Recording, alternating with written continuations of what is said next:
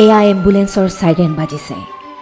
আজিৰ তাৰিখত আমাৰ কাণত সঘনাই বাজি থকা এটা পৰিচিত শব্দ, মন সেমিকি যোৱা, বুকুত কঁপনি উঠা শব্দ। তথাপিও এই শব্দই ক'ব নোৱাৰাকৈ কাৰোবাৰ মনত সিঁচি যায় এক আশাৰ সঞ্চাৰ। আপোনাৰ মোৰ সকলোৰে জ্ঞাত যে বিগত বৰ্ষত চীনত প্ৰাদুৰ্ভাৱ হোৱা কৰোনা মহামাৰীয়ে বিশ্বৰ বিভিন্ন প্ৰান্তৰ লগতে আমাৰ দেশতো অতিমাৰীৰ ৰূপ লৈছিল। ভয়াৱহ গণসংক্ৰমণৰ পৰিপ্ৰেক্ষিতত জনতাৰ জীৱন বচোৱাৰ বাবে লকডাউনৰ সিদ্ধান্ত ল'বলৈ বাধ্য হৈছিল চৰকাৰ প্ৰশাসন, যাৰ ফলত স্বাভাৱিক জীৱন যাত্ৰাৰ লগতে কৰ্মসংস্কৃতি, উন্নয়ন আদি সকলো স্তব্ধ হৈ পৰিছিল। লক্ষ লক্ষ জনতাৰ জীৱনলৈ নামি আহিছিল দুৰ্ঘোৰ অমানিশা। পৰৱৰ্তী সময়ত কিছু স্বাভাৱিক অৱস্থা ঘূৰি আহিছিল। সৌভাগ্যক্ৰমে কেন্দ্ৰীয় চৰকাৰে ৰাইজলৈ আগবঢ়াই দিবলৈ সক্ষম হ'ল কোভিড-19ৰ প্ৰতিষেধক ছিটা। সুকলমে ছিটাকৰণ আৰম্ভ হ'ল।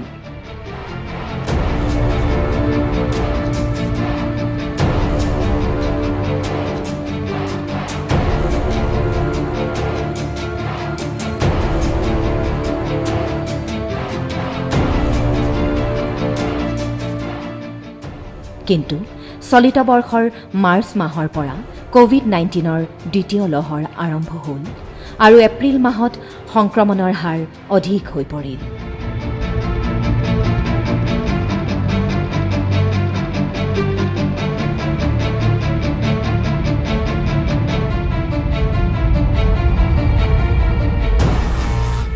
আজি আমি দেখিছোঁ চিকিৎসালয়ত কৰোণাক্ৰান্ত ৰোগীৰ অৱস্থাৰ কথা। দেৱদূত ৰূপী চিকিৎসক আৰু চিকিৎসাকৰ্মীৰ কোভিডক পৰাস্ত কৰাৰ বাবে সাহসী যুঁজৰ কথা।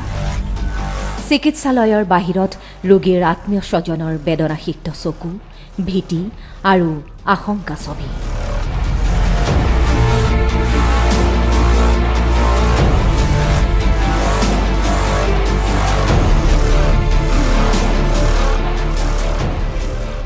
কোভিড আক্ৰান্ত অন্য ৰাজ্যৰ তুলনাত অসমত আক্ৰান্তৰ হাৰ কম যদিও আমি কোভিডৰ নীতি নিয়ম ভালদৰে মানি নচলিলে ইয়াৰ সংক্ৰমণে জটিল ৰূপ ধাৰণ কৰিব পাৰে।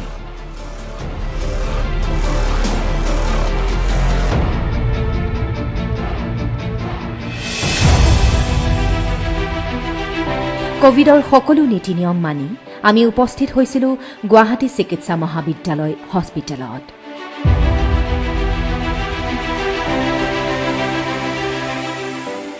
এক চিন্তনীয়, উদ্বেগজনক পৰিৱেশ। তাৰ মাজতে চলি আছে চিকিৎসক, নাৰ্ছ, লেবৰেটৰী কৰ্মী, পাৰামেডিকেল কৰ্মী আদিৰ অহৰহ চিকিৎসা সেৱা। চলি আছে কোভিডৰ পৰীক্ষা আৰু ছিটা প্ৰদানৰ কাম। অসমত কোভিড-19ৰ এই যুঁজখনত ৰাইজৰ সুৰক্ষাৰ হকে চৰকাৰে যথেষ্ট গুৰুত্ব আৰোপ কৰি সকলো ধৰণৰ ব্যৱস্থাপনা হাতত লৈছে।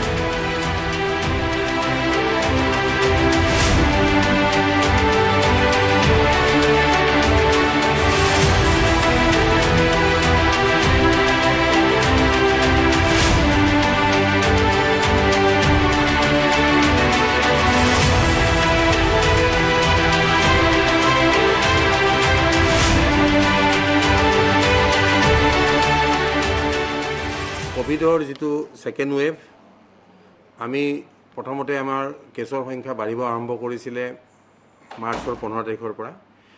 সেই সময়ত আমাৰ কেছৰ সংখ্যা আছিল 20-30 এনেকুৱাকৈ, কিন্তু এপ্ৰিলৰ 1 তাৰিখৰ পৰা অকণমান কেছৰ সংখ্যা বাঢ়িব ধৰে। এপ্ৰিলৰ 6 তাৰিখে 100 চুৱেগৈ আৰু এপ্ৰিলৰ 7 তাৰিখৰ পৰা লাহে লাহে কেছৰ সংখ্যাটো অলপ বাঢ়ে। কিন্তু বিহুৰ পিছত আমি দেখিছোঁ যে আমাৰ কেছৰ সংখ্যা যথেষ্ট বাঢ়িব আৰম্ভ কৰিলে। কিন্তু ৰাইজ যদি সাৱধান নহয়, ৰাইজে যদি আগৰ নিচিনা বেপেৰভাৱে ওলাই আহে, সংক্ৰমণ যদি ৰোধ নহয়, এটা সময়ত হয়তো বিচনাৰ আমাৰ অভাৱ হ'ব পাৰে। কিন্তু যিবিলাকৰ উপসৰ্গ নাই কিন্তু কোভিড পজিটিভ, যিবিলাকে ঘৰত থাকিব ইচ্ছা কৰা নাই বা যিবিলাকৰ ঘৰত থকা অসুবিধা, সেইখিনি মানুহৰ কাৰণে আমি কোভিড কেয়াৰ চেণ্টাৰ আৰম্ভ কৰিছোঁ। সাম্প্ৰতিক অসমৰ স্বাস্থ্য বিভাগে এক অনন্য মাত্ৰা লাভ কৰিছে। যাৰ বাবে আজি আমি কোভিডৰ এই সংকট কালত সুন্দৰ স্বাস্থ্য সেৱা লাভ কৰিবলৈ সক্ষম হৈছোঁ। মই মোৰ পত্নী তৃষ্ণা কলিতাৰ সৈতে আহিছোঁ গুৱাহাটী চিকিৎসা মহাবিদ্যালয় হস্পিটেলত ভেকচিনৰ বাবে। আমি প্ৰথম ভেকচিন ল'ব আহিছোঁ আজি। আশা কৰিছোঁ ভেকচিনটো লোৱাৰ পাছত সকলো ভালেই হ'ব বুলি। অসুবিধা একো হোৱা নাই। यहाँ पे हम लोग सेकेंड डोज ऑफ वैक्सीनेशन लेने हैं। দেখি এতিয়া অৱস্থা মানে মানুহবিলাকে যে মাস্ক চাস্ক পিন্ধা নাই আৰু কিন্তু বহুতে মাস্ক কোনোবাই পিন্ধিছে বা ওলমি ৰাখিছে বা what is this everybody should ৱেৰ the mask properly. অসমত কোভিডৰ প্ৰেক্ষাপটলৈ চাই এটা কথা নকলে নহ'ব যে ৰাজ্যখনে এগৰাকী সুদক্ষ, সাহসী, নিষ্ঠাবান আৰু মানৱ দৰদী স্বাস্থ্যমন্ত্ৰী লাভ কৰিছে। কিয়নো তদানীন্তন স্বাস্থ্যমন্ত্ৰী ডক্টৰ হিমন্ত বিশ্ব শৰ্মাৰ মানৱতাবাদী জনকল্যাণমূলক পৰিকল্পনা, বলিষ্ঠ পদক্ষেপ আৰু সন্মুখৰ পৰা আগবঢ়োৱা নেতৃত্বৰ ফলশ্ৰুতিতে কোভিডৰ সংকটকালত স্বাস্থ্যখণ্ডৰ সুন্দৰ আন্তঃগাঁথনিৰ সৈতে চিকিৎসক আৰু স্বাস্থ্যকৰ্মীসকলে কোভিড ৰোগীসকললৈ সুন্দৰ সেৱা আগবঢ়াবলৈ সক্ষম হৈছে। এয়া নিঃসন্দেহে অসমবাসীৰ বাবে সৌভাগ্যৰ কথা। আজি তেখেত ৰাজ্যখনৰ মুখ্যমন্ত্ৰী। আমি নিশ্চিতভাৱে আশা কৰোঁ তেখেতৰ নেতৃত্বত অসমৰ স্বাস্থ্য বিভাগ আৰু অধিক গতিশীল হ'ব।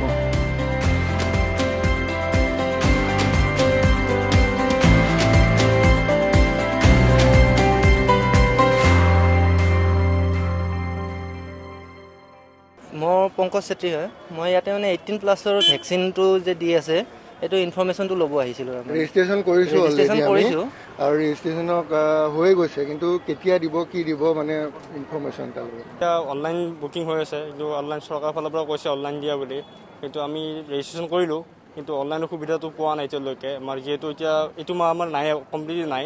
এতিয়া নহ'লে এইটো অনলাইন প্ৰচেছটো আপোনালোকে যিহেতু দিছে গভৰ্ণমেণ্টৰ ফালৰ পৰা, সেইকাৰণে এইটো এলাউ কৰি দিব লাগে যে বুকিং এলাউ কৰি দিব লাগে, নহ'লে চবৰে প্ৰব্লেম হৈ যায়। ভেকচিন লৈছোঁ নতুন আজি হ্যাঁ প্ৰথমটা লৈছো নন্দৰানী বৰ্মন লোকবন্ধু নগৰ। না অসুবিধা হোৱা নাই। কোভিড-19ৰ যুঁজত ৰাষ্ট্ৰীয় স্বাস্থ্য অভিযানৰ অৱদান মন কৰিবলগীয়া। এয়া গুৱাহাটীৰ খ্ৰীষ্টান বস্তিত অৱস্থিত ৰাষ্ট্ৰীয় স্বাস্থ্য অভিযানৰ মুখ্য কাৰ্যালয়ত থকা চেণ্টাৰ ৱাৰ ৰুম অৰ্থাৎ যুদ্ধগৃহ। ৰাজ্যৰ প্ৰতিখন জিলাৰ কোভিড-19 সম্পৰ্কীয় উন্নীত তথ্যসমূহ প্ৰেৰণ কৰা হয় এই ৱাৰ ৰুমলৈ। This is our 24/7 COVID Command and Control Center. In this center, we have a dedicated team of 20 odd manpower working 24/7 in a day. Here we collect all the data coming from the district, covering various things, daily cases, from which districts they are coming, what is the positivity, how the positivity is going, which are the areas where we are having huge number of cases, and accordingly we plan for the next day where we have to do more testing, where we have to provide more beds, like that. At the same time, once we get the patients, when they are getting admitted in the hospital, we also help them to identify the places where we are having huge number of cases. Accordingly, we plan for their treatment, containment zones, cluster testing, and of course admission of the patients. From here we also follow up how many patients are coming from railway stations, airports, other locations. Similarly, where they are going after being positive, whether they are going for home isolation, private hospitals, etc. In addition to this 24/7 control center generates our various reports, bulletins, presentations, which are utilized by government to take decisions, informed decisions on the basis of facts and trends. এইখন হৈছে আমাৰ Covid admission management ছিষ্টেমৰ screen. ইয়াত আমাৰ কি হৈছে যে যিবোৰ government facility হওক, প্ৰাইভেট ফেচিলিটি হওক, যেতিয়া কোনোবা কোভিড পজিটিভ হয় ইনফৰমেশ্যনখিনি আমাৰ তালৈ আহি যায়। আৰু ইয়াত তেতিয়া আমি গম পাওঁ যে কাক হস্পিটেল ফেচিলিটি লাগে, কাক হোম আইচলেশ্যন লাগে। এতিয়া এইখন স্ক্ৰীনত দেখা পাব যে we have as of today 164 request for government facility. আৰু ইয়াত দেখিছে যে আজিৰ ভিতৰত যি 164 ৰিকুৱেষ্ট ফৰ গভৰ্ণমেণ্ট ফেচিলিটি আছিলে তাৰে আমাৰ গভৰ্ণমেণ্ট ফেচিলিটি এলট কৰা হৈছে। 9জনে ৰিকুৱেষ্ট কৰিছিলে প্ৰাইভেট হস্পিটেল। 9জন কোভিড পজিটিভ পেচেণ্টক আমি প্ৰাইভেট হস্পিটেলত পঠাইছোঁ আৰু 449 ৰিকুৱেষ্ট কৰিছে ফৰ হোম আইচলেশ্যন, আৰু তেওঁলোকক আমি হোম আইচলেশ্যন এলাউ কৰিছোঁ।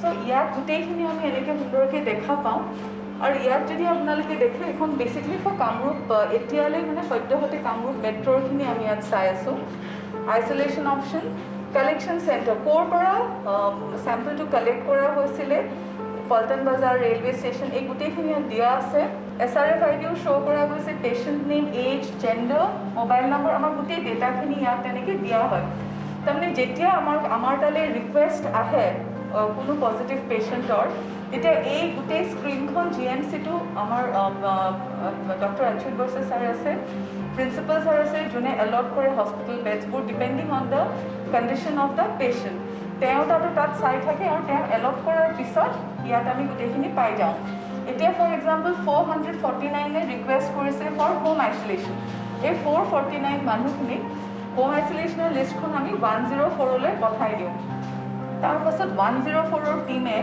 প্ৰত্যেকজন ক'ভিড পজিটিভ পেচেণ্ট যোনে হোম আইচলেশ্যন লৈছে তেওঁলোকক ফোন কৰে তেওঁলোকক ফোন কৰি পেলাই এজ পাৰ SOP তেওঁলোকক খবৰ লয় তেওঁলোক ঠিকে আছে নে নাই আৰু আমাৰ যোনটো টেলিমেডিচিন টিম আছে তেওঁলোকে টেলিমেডিচিন টেলিকনচালটেশ্যন এই গোটেইখিনি কৰে এতিয়া এই স্ক্ৰীনখনৰে ইয়াৰ ফৰ এক্সাম্পল আমি ভিউ কৰি গভৰ্ণমেণ্ট ফেচিলিটি বিচাৰিছে এতিয়া এই মানুহজনক এলট কৰা হৈছে ৰয়েল গ্ল'বেল CCC ইয়াত আপোনালোকে দেখিছে ডেটটো কেতিয়া এলট কৰা হৈছে নেম অফ পেচেণ্ট এই গোটেই ডিটেইলছখিনি আমাৰ ইয়াত দিয়া থাকে এতিয়া যেতিয়া কোনোবা পেচেণ্টক কোনোবা এটা পাৰ্টিকুলাৰ টেষ্টিং চেণ্টাৰৰ পৰা আমালৈ যেতিয়া ৰিকুৱেষ্ট আহে যে এই মানুহজনক শ্বিফ্ট কৰিব লাগে বা ঘৰত টেষ্ট কৰিছে মানুহজনক হস্পিটেলত শ্বিফ্ট কৰিব লাগে তেতিয়া এই গোটেই ডেটাখিনি 108ও দেখা পায় আৰু তেওঁলোকে মানে 108 ডিপ্লয় কৰে আৰু সেই পাৰ্টিকুলাৰ 108খনে ক'ভিড পজিটিভ পেচেণ্টজনক লৈ পেলাই পাৰ্টিকুলাৰ গভৰ্ণমেণ্ট ফেচিলিটি বা প্ৰাইভেট হস্পিটেল য'তেই বিচাৰে তাত গৈ পেলাই তেওঁলোকক থৈ আহে so' this is basically our COVID admission management system কোভিডক এই যুঁজখনত ৰোগীসকলৰ সকলো ধৰণৰ প্ৰয়োজনীয়তা পূৰণৰ বাবে সন্মুখৰ পৰা অহৰ্নিশে লাগি আছে 104, 108 আৰু ৱাৰ ৰুমৰ যোদ্ধাসকলে আৰু ইয়াৰ আঁৰত থাকি সবল নেতৃত্ব বহন কৰিছে অভিজ্ঞতা সম্পন্ন সংশ্লিষ্ট জ্যেষ্ঠ বিষয়াকৰ্মীসকলে যোৱা বছৰ যেতিয়া COVID-19 ৱেভটো আৰম্ভ হৈছিল পেণ্ডেমিকটো ইন মাৰ্চ দ্য কল চেণ্টাৰটো আমাৰ 104টো এজ এ ক'ভিড হেল্পলাইন হিচাপে ডিক্লেয়াৰ কৰা গ'ল তেতিয়াৰ পৰা আমি কল চেণ্টাৰটোত আউটবাউণ্ড আৰু inbound is incoming calls and outbound calls দুইটা ধৰণৰ কল আমি হেণ্ডেল কৰি আছোঁ সেইখিনিৰ ভিতৰত ইনবাউণ্ডত মোটামুটি আপোনাৰ এতিয়ালৈকে আমি 20 লাখ কল আমি হেণ্ডেল কৰিছোঁ আৰু আউটবাউণ্ডত আমি 13 লাখমান কল আমি এতিয়ালৈকে হেণ্ডেল কৰিছোঁ বিভিন্ন ধৰণৰ কাম আমাৰ মেইন কামখিনিৰ লগতে আৰু আহিছে ক'ভিডৰ সময়ত যেনেকুৱা ধৰক ইনবাউণ্ডৰ ক্ষেত্ৰত আহিছে আপোনাৰ কলবিলাকত ক'ভিড ৰিলেটেড ৰিপৰ্টিং কিবা যদি মানুহৰ যদি ইছ্যু হৈছে কিবা এডমিনিষ্ট্ৰেটিভ হ'ল টেষ্টৰ কাৰণে হেল্প লাগে ইমাৰ্জেঞ্চি চিটুৱেশ্যন হয় এম্বুলেঞ্চ লাগে সেই মানুহখিনি আমাৰ তাত 104ত কল কৰিছে আমি বিভিন্ন ধৰণে তেওঁলোকক সহায় কৰিবলৈ ট্ৰাই কৰিছোঁ আৰু সহায় কৰি পেলাই তেওঁলোকক নেচেচাৰী হেল্পখিনি প্ৰভাইড কৰিব ট্ৰাই কৰা গৈছে আউটবাউণ্ডতো তেনেকৈ বিভিন্ন ধৰণৰ কল আৰম্ভ আমি কৰি আছোঁ আগতেও আমি কৰিছিলোঁ ট্ৰেইনত যিখিনি মানুহ বাহিৰৰ পৰা আহিছিল সেই সময়ত ট্ৰেইনৰ মানুহখিনিক আমি ট্ৰেইনত থকা সময়তে আমি কল কৰি তেওঁলোক ক'ত যাব কি যাব সেই ডেটাখিনি লৈ পেলাই ডিষ্ট্ৰিক্ট এডমিনিষ্ট্ৰেশ্যনক আমি দি দিছিলোঁ আৰু দিয়াৰ ফলত কি হৈছিল তেওঁলোকে সেইটো বস্তু প্ৰিপেয়াৰ কৰিব পাৰিছিল testing facility then quarantine facility সেই গোটেইখিনি কাম যোৱা বছৰ হৈছিল তেনেধৰণে এইবাৰো আমি বিভিন্ন ধৰণৰ কাম কৰি আছোঁ যেনেকুৱা পজিটিভ মানুহ এজন যদি পজিটিভ ৰিজাল্ট আহে তেওঁক কোন হস্পিটেলত পঠাব লাগে কি কথা সেইখিনি আমাৰ আগতেই কৈ দিয়া যায় আৰু এম্বুলেঞ্চতকো কৈ দিয়া যায় যে তেওঁলোকক পিক ক'ৰ পৰা কৰিব সেইটো এটা কাম কৰি থকা হৈছে মেইনলি আমাৰ আৰু এটা হোম আইচলেশ্যনৰ যিটো ফ'ল'আপ মানুহবিলাক আজিকালি হোম আইচলেশ্যনত আছে পজিটিভ হোৱাৰ মানুহখিনি তো সেইখিনি মানুহ কি হয় হস্পিটেলত নোযোৱা মানুহখিনি তেওঁলোকৰ বিভিন্ন ধৰণৰ চিটুৱেশ্যন ষ্টাৰ্ট হ'ব পাৰে লাইক ৰাতি বেলি কেতিয়াবা তেওঁলোকৰ দিগদাৰী হ'ল উশাহ নিশাহত কষ্ট পালে তেতিয়া তেওঁলোকে আমাৰ তাত কল কৰি পেলাই আমাৰ পৰা এম্বুলেঞ্চ বা বিভিন্ন ধৰণৰ ডক্টৰৰ লগত কথা পাতে তেনেকৈ আমি আউটবাউণ্ডতো যেনেকৈ তেওঁলোককো আমাৰ তাত লিষ্টখন আহে আৰু আমি তেওঁলোকক ডেইলি হিচাপত কল কৰি পেলাই ফ'ল' আপ কৰি আছোঁ কামৰূপ মেট্ৰৰ মানুহখিনি যে আপোনালোকে ঠিকে আছেনে, কিবা যদি প্ৰব্লেম হৈছে আমাৰ ডক্টৰৰ লগত কনচাল্ট কৰাইছোঁ আৰু একৰ্ডিংলি আমি ৰেড ফ্লেগ ৰেজ কৰি দিছোঁ। তো তেনেকৈ কামখিনি চলি আছে বৰ্তমান। ক'ভিড পেণ্ডেমিকৰ সময়ত আমাৰ এশচাৰি হেল্পলাইনৰ পৰা বহুত ধৰণৰ তথ্য ইয়াৰ পৰা ষ্টেট গভৰ্ণমেণ্টক আৰু হেল্থ ডিপাৰ্টমেণ্টক আমাৰ ইয়াৰ পৰা যায়। তাৰ ওপৰত আমাৰ এশচাৰি হেল্পলাইনত দৈনিক 5,000 ইনবাউণ্ড আৰু 5,000 আউটবাউণ্ড 5,000 ইনবাউণ্ড কল আহে বেনিফিচিয়াৰীৰ পৰা অল অভাৰ আছাম, আৰু 5,000 আউটবাউণ্ড কল আমাৰ ইয়াৰ পৰা ৰিচ আউট হয়, আমি ইয়াৰ পৰা কৰোঁ। সেই আউটবাউণ্ড কলৰ ভিতৰত হোম আইচলেশ্যন পেচেণ্টখিনিও থাকে, যোনখিনি মানুহ হোম আইচলেশ্যনত থাকে তাহাঁতকো আমি দিনে এবাৰকৈ আমাৰ পেৰামেডিক বিষয়া আৰু ডক্টৰখিনিয়ে দিনত এবাৰকৈ কানেক্ট কৰে ডেইলি 7 দিনলৈকে। তাৰপিছত তাহাঁতক টেষ্ট কৰিব, 7 নম্বৰ দিনত টেষ্ট কৰিব, তাহাঁতক এনকাৰেজ কৰা হয়। টেষ্টিঙৰ পিছত আৰু 3 দিন আমাৰ পিনৰ পৰা আউটবাউণ্ড কল হয়। তাৰপিছত 10 নম্বৰ দিনৰ পিছত তেখেতক আমাৰ ইয়াৰ পৰা ডিম ডিছচাৰ্জ দিয়া হয়, যোনজন ডক্টৰে ডিম ডিছচাৰ্জ দিয়ে। তাৰপিছত তেখেতক এইটো আমি এডভাইচ দিওঁ যাতে তেখেতে 7 দিন আৰু হোম আইচলেশ্যনত থাকে আৰু তাৰপিছত ৰিলিজ হৈ যাব পাৰে। সেইখিনি তথ্য আমাৰ পিনৰ পৰা আউটবাউণ্ড কলত আমি বেনিফিচিয়াৰীক দিওঁ।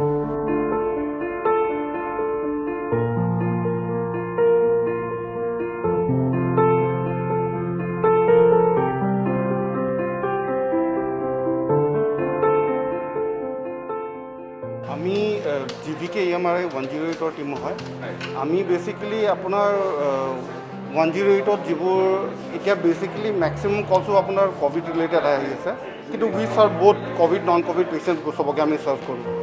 আমাৰ তাত এপ্ৰক্সিমেটলি এতিয়া আপোনাৰ 800+ এম্বুলেঞ্চেছ অন ৰোড ৰান হৈ আছে, আৰু গোটেইখিনি এম্বুলেঞ্চ আপোনাৰ মেক্সিমামটো অবভিয়াছলি ক'ভিডত এতিয়া লাগি আছে, কিন্তু আদাৰ দেন ডেট এতিয়া বাকী যিবোৰ ইয়াৰ ক'ভিডৰ বাহিৰে যিবোৰ নন ক'ভিড কেছেছ যিমান আছে আমাৰ, তেওঁলোকৰ যিবোৰ ছাৰ্ভিচ মানে তেওঁলোকক যদি শ্বিফটিং কৰিব লাগে, তেওঁলোকক হস্পিটেল যাব লাগে তেওঁলোকে আমালৈ 108লৈ ফোন কৰে, আৰু বেচিকেলি আমি কি কৰোঁ তেওঁলোকৰ ৰিকুৱাৰমেণ্টটো বুজি পেলাই ক'ত আছে ক'ত নাই সেই জেগাটোৰ বিষয়ে জানি পেলাই আমি তেওঁলোকক এম্বুলেঞ্চ এছাইন কৰোঁ মানে আমাৰ এম্বুলেঞ্চ ষ্টাফ যায়, আমাৰ ট্ৰেইন এম্বুলেঞ্চ মেডিকেল ষ্টাফ আছে, যোন এম্বুলেঞ্চত গৈ পেলাই তেওঁলোকক চাৰ্ভ কৰে, তেওঁলোকৰ পিকআপ পইণ্টৰ পৰা উঠাই পেলাই তেওঁলোকক হস্পিটেল ড্ৰপ কৰে। এই মুহূৰ্তত ক'ভিডৰ যিটো ছেকেণ্ড ৱেভ যিটো চলি আছে all over India, the way আমি চবে এতিয়া বৰ্তমান হেল্থ টিম গোটেইখিনি লাগি আছোঁ।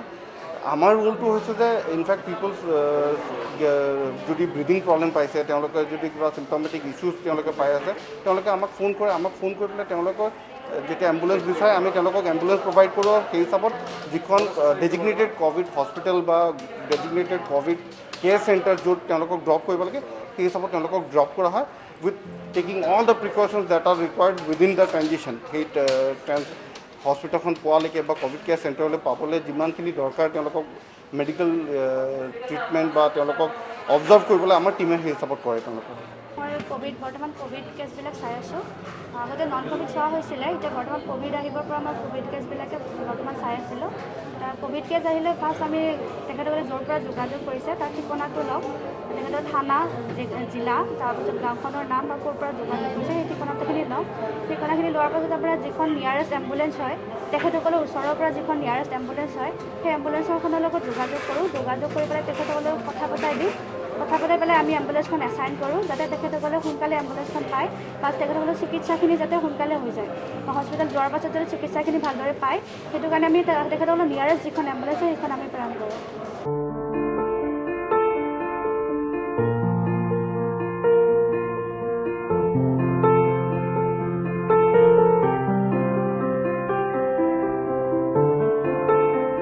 I am Devranjan Parthajyoti, Program Manager 108. We have been looking after the COVID cases in Guwahati cluster, the entire Kamrup district from Morigaon and Barpeta. Myself, Harpreet Singh, District in charge of Kamrup Metro. I am looking after the Kamrup Metro and looking after the COVID cases of Kamrup Metro. We have 2 persons in each ambulance, the emergency management technician, EMT we call them, and the pilot who drives the vehicle. And this is our vehicle. You can see we have all the equipments here. We have the spine board, the stretcher. We have got medicines in there. We have a fully equipped oxygen system. The AC is also there. So these people are well equipped with a pulse oximeter. They always carry a pulse oximeter with them. So whenever before the patient enters the vehicle, they check the pulse, and depending upon it, they do shift the vehicle to the nearest government facility, COVID facility. And if the person requires oxygen, they just put the person in the stretcher and give all the few things they require for giving the oxygen. The oxygen mask and all are always there. They change the oxygen mask each and every time. And after handing over the patient, they just sanitize the ambulance with the sodium hypochlorite solution, and they sanitize the entire ambulance so that the next patient can be shifted, and they keep the health and hygiene clean. Covid যুদ্ধত সকলোতকৈ ডাঙৰ প্ৰত্যাহ্বান হ'ল ভাইৰাছবিধৰ দ্ৰুত সংক্ৰমণ আৰু ইয়াৰ মাৰাত্মক ৰূপ, কিয়নো অতি কম সময়ৰ ভিতৰতে ই ৰোগীৰ প্ৰাণ কাঢ়ি ল'ব পাৰে। তথাপিও আমি নিৰাশ নহয়, আমি আশাবাদী। কোভিডক পৰাস্ত কৰিবলৈ ২৪ ঘণ্টাই একান্ত নিষ্ঠা আৰু সততাৰে কৰ্মসেৱা আগবঢ়োৱা স্বাস্থ্যখণ্ডৰ এই যুৱশক্তিয়ে নিশ্চয় কৃতকাৰ্যতা লাভ কৰিব। আমাৰ দায়িত্ব তেওঁলোকক উৎসাহ যোগোৱাৰ লগতে প্ৰয়োজনীয় সহায় সহযোগিতা আগবঢ়োৱা। মানৱীয় দৃষ্টিৰে মানুহৰ হকে কোভিড-19ৰ বিৰুদ্ধে যুঁজ কৰি থকা এই সংগ্ৰামী সত্তাক জনাইছো উষ্ম অভিবাদন।